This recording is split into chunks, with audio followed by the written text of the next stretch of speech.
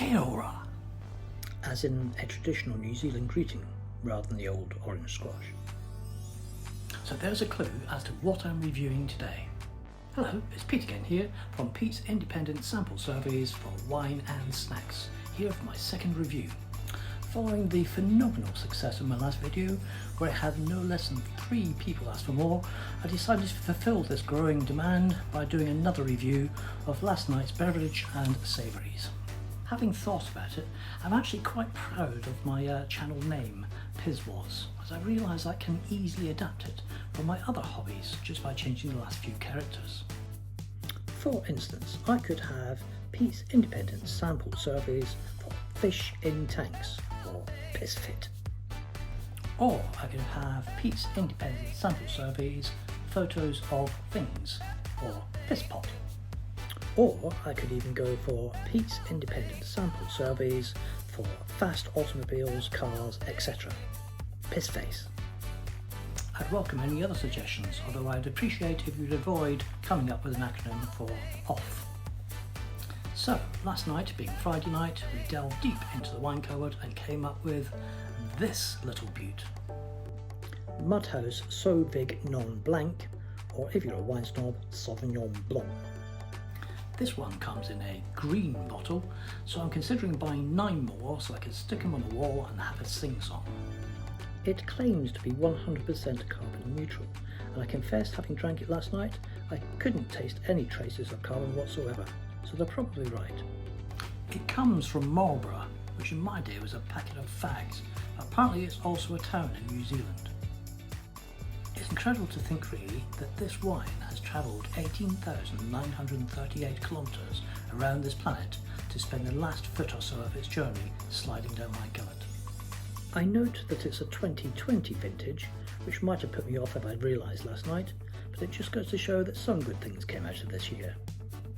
On the back we see it's 12.5% volume again, and there are 87 calories per glass if you drink out of an egg cup, or 130 if you drink out of a normal sized glass.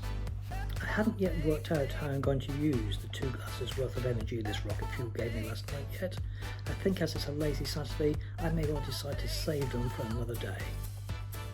The winemaker's notes on the back read, beautifully aromatic notes of snow peas, nettles and guava provide the perfect introduction to a palette of melon, citrus and grapefruit flavours. Mouth-wateringly ripe acidity provides a wine of great balance and harmony. Well, that's clearly a load of utter tosh. Snow pea. I haven't had a piss in the snow since I was a kid. Aroma of nettles. Why would they put nettles in wine? I can't say I've ever been close enough to a nettle to know what it smells like anyway. Come to think of it, I didn't take time to smell the wine either. I was more concerned with necking it. Which brings me nicely on to the most important bit, how it tasted. Wow, this wine certainly has a kick to it. I can only liken it to putting a handful of those fizzy sherbet sweets in your mouth, followed with a gulp of that cloudy lemonade. More than an explosion, I would put it down as a volcanic eruption in my mouth. My good lady wife, who has more of a taste for wine than me, immediately picked up on the citrus elements of the taste of this wine, and after a second gulp I had to agree with her. Certainly very refreshing and quite different from what we are used to. Snack-wise, I went for these Smith's Spicy Tomato Flavour Snaps. A current favourite of mine. I often have one after my 10 o'clock apple, so I know they go well with fruit. I wouldn't say they were that spicy, just a little tingle on the tongue I would suggest. I can only assume from this jovial little character on the front of the packet that these savouries are squarely aimed at a more youthful market. But my good lady wife often compliments me on my childlike qualities. Well, she calls me childish anyway, so I think I'm okay with that.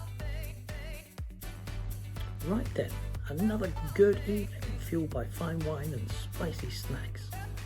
And we won't say anything about the untold cans of lager we had afterwards. My overall score, 9 out of 10. So, 2 bottles down and 16 still to go. Though I note there's only 13 nights left until Christmas, so we better start doubling up.